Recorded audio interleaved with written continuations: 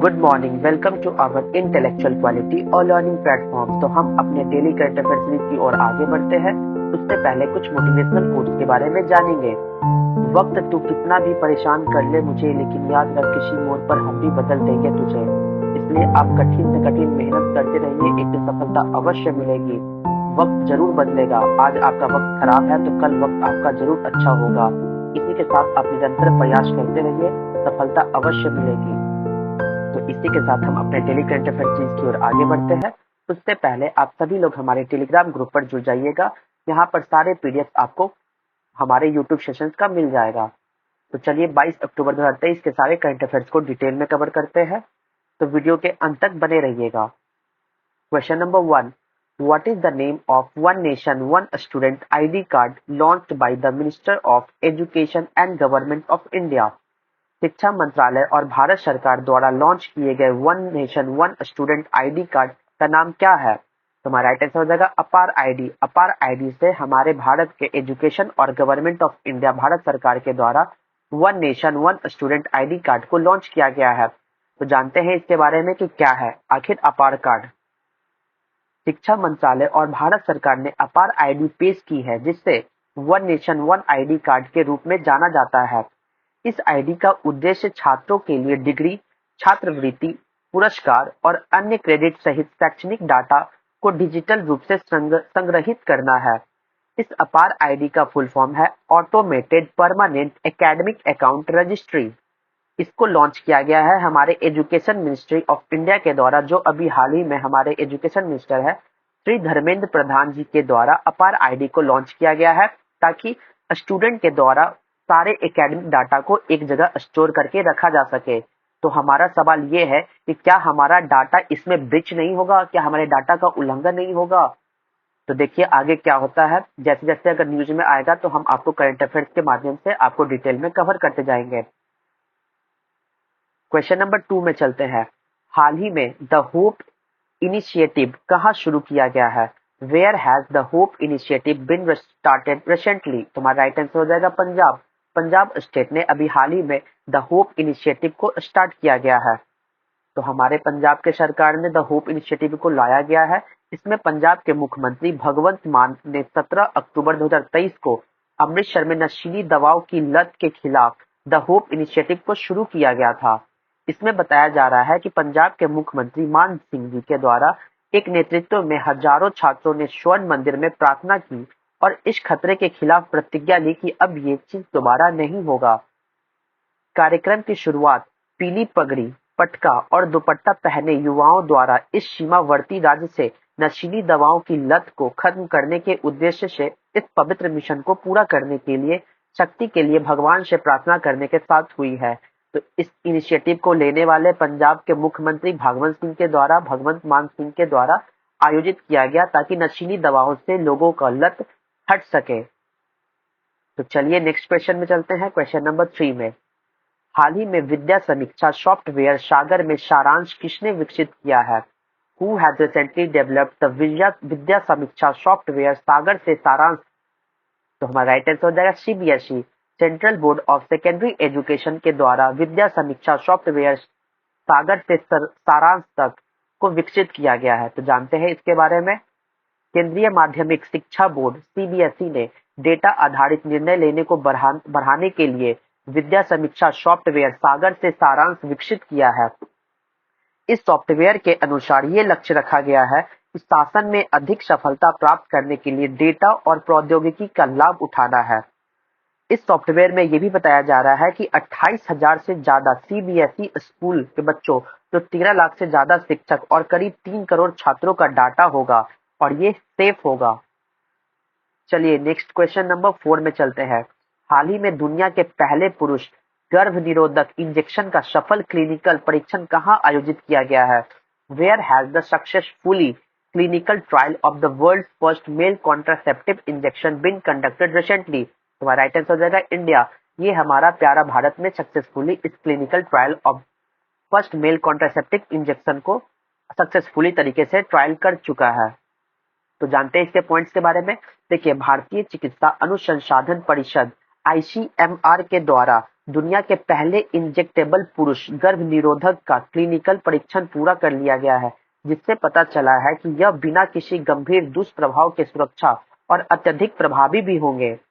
तीसरे चरण के क्लिनिकल परीक्षण के निष्कर्ष के अकॉर्डिंग ये बताया जा रहा है कि जिसमें जो 25 से 40 वर्ष की आयु के 303 उम्मीदवार शामिल थे, यह लगभग 13 साल तक प्रभावी रहेगा और इसके अंतर्गत रेशुग नामक पॉलीमर औषधि एक चिपचिपा जेल होता है जो शुक्राणु का निष्क्रिय कर देता है, शुक्राणु को खत्म कर देता है, इनएक्टिवेट्स कर देते हैं स्पर्म को। इसे 1970 के दशक में दिल्ली के 78 वर्षीय बायोमेडिकल इंजीनियरिंग सुजॉय गुहा द्वारा विकसित किया गया था। बायोमेडिकल इंजीनियर सुजॉय गुहा के द्वारा इसको विकसित किया गया था। तो चलिए हम नेक्स्ट क्वेश्चन में चलते हैं। क्वेश्चन नंबर 5 में विश्व सांख्यिकी दिवस 2023 कब मनाया जाता है? Where is world statistics day 2023 celebrated? ये हर वर्ष 20 अक्टूबर को मनाया जाता है। इस वर्ष 2023 को 20 अक्टूबर को वर्ल्ड स्टैटिस्टिक्स डे के रूप में हम लोग सेलिब्रेट किए हैं। तो यह दिन वैश्विक राष्ट्रों के विकास में उन्नत, विश्वसनीय और अच्छी गुणवत्ता वाले डेटा की महत्वपूर्ण भूमिका के बारे में जागरूकता पैदा करने के लिए समर्पित है। संयुक्त राष्ट्र महासभा ने 20 अक्टूबर 2015 को विश्व सांख्यिकी दिवस की स्थापना की गई और इस दिन को मनाने का मुख्य उद्देश्य ये है कि राष्ट्रीय सांख्यिकी प्रणालियों की अपार उपलब्धियों को उजागर करना और समाज के विभिन्न पहलुओं में सांख्यिकी के महत्व को बढ़ावा देना है।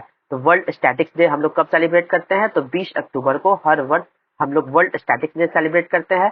इसका फर्स्ट आयोजन 2015 में स्टार्ट किया गया था यूनाइटेड नेशंस के द्वारा। नेक्स्ट क्वेश्चन, क्वेश्चन नंबर 6 में चलते हैं। हाल ही में प्रोजेक्ट 15B के तहत भारतीय नौसेना में शामिल किया गया तीसरा स्टील्थ विध्वंसक जहाज कौन सा है? Which is the third stealth destroyer ship recently inducted into the Indian Navy under Project 15B? तुम्हारा राइट आंसर हो जाएगा इम्फाल में। इम्फाल में इसका इनॉग्रेशन किया गया है Indian navy under project 15B को। तो जानते हैं इसके बारे में।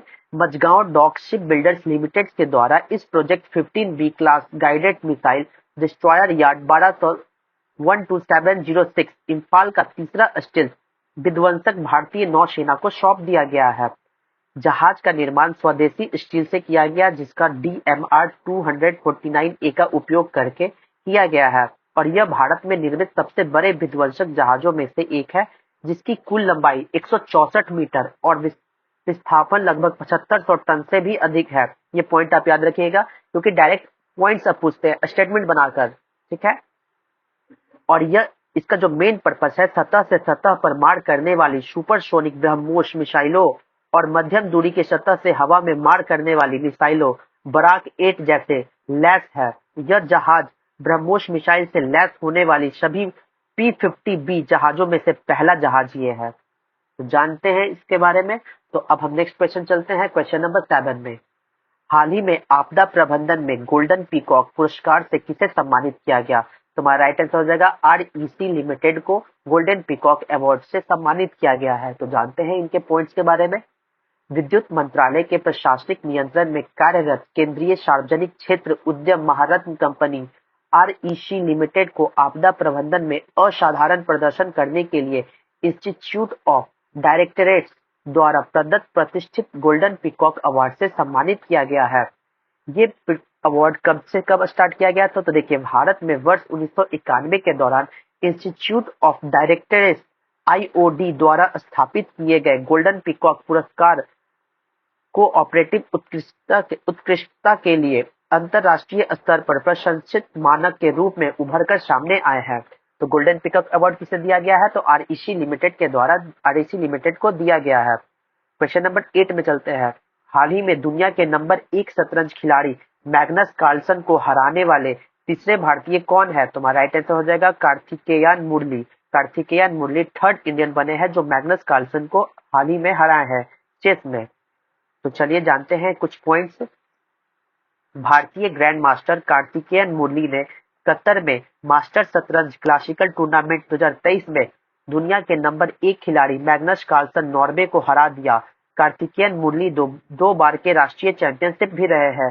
तो जानते हैं कार्तिकेयन मुरली जी के बारे में। तमिलनाडु के तंजावुर में जन्मे कार्तिकेयन मुरली ने साल 2014 में भारत के 12वें ग्रैंड मास्टर बने हैं। और देखिए कार्तिकेयन मुरली 24 वर्षीय कार्तिकेयन मुरली मैग्नस कार्लसन को हराने वाले तीसरे भारतीय खिलाड़ी बन गए हैं। इससे पहले पूर्व विश्व चैंपियन विश्वनाथ आनंद और ग्रैंड मास्टर पेंटाला हरिकृष्ण भी कार्लसन को हरा चुके हैं। और तीसरा हमारे इंडियन कौन बने हैं, तो कार्तिकेयन मुरली के द्वारा मैग्नस कार्लसन को हराया गया है। तो चलिए क्वेश्चन नंबर 9 में चलते हैं।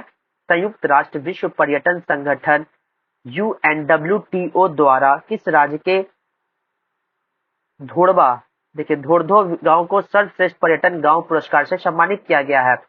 धोर्धो village in which state has been awarded the best tourism village award by the United Nation World Tourism Organization UNWTO। हमारा राइट आंसर हो जाएगा गुजरात। गुजरात स्टेट में जो धोर्धो गांव है उसको world tourism best tourism village से अवार्ड से सम्मानित किया गया है।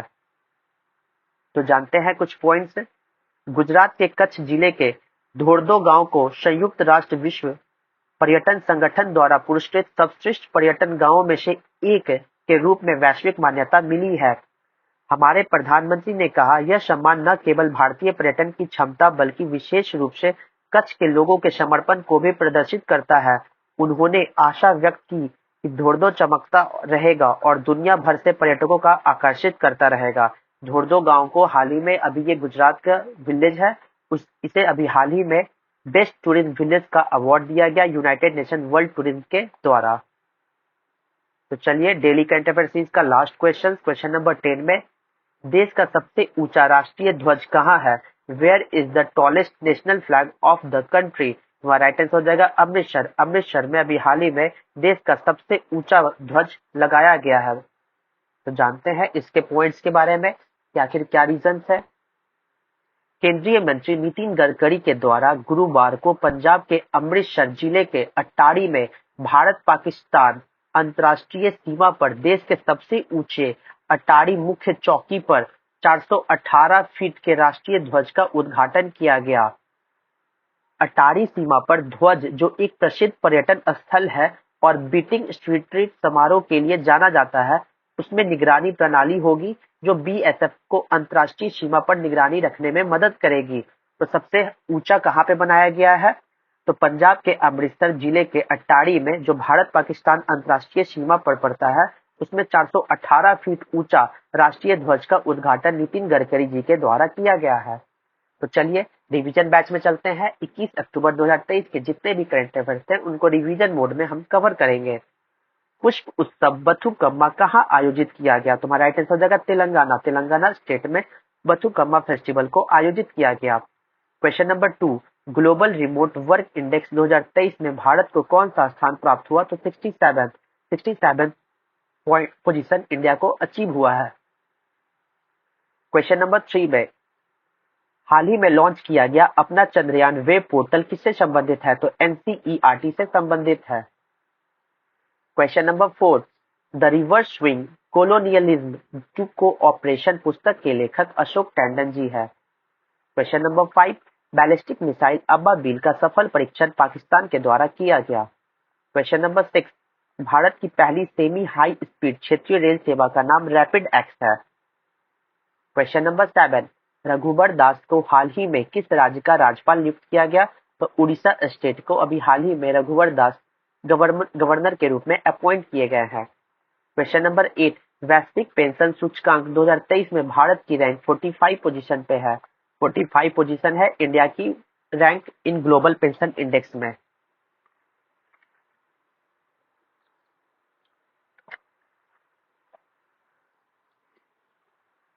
क्वेश्चन नंबर 9 में चलते हैं। मैडम कमिश्नर पुस्तक किसने लिखी है? तो मीरा बोरवांकर जी के द्वारा मैडम कमिश्नर बुक को लिखी गई है।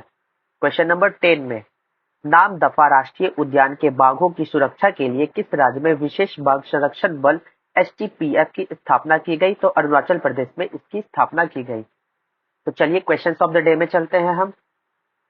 International atomic energy agency headquarter is located in, अंतरराष्ट्रीय परमाणु ऊर्जा एजेंसी का मुख्यालय कहाँ स्थित है?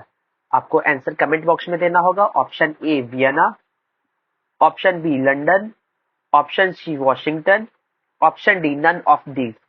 तो दोस्तों आपको आंसर हमारे कमेंट बॉक्स में देना होगा। इसे ज्यादा से ज्यादा हो सके शेयर करिए। तो चलिए हम कुछ इंटरेस्टिंग फैक्ट्स की ओर आगे बढ़ते हैं।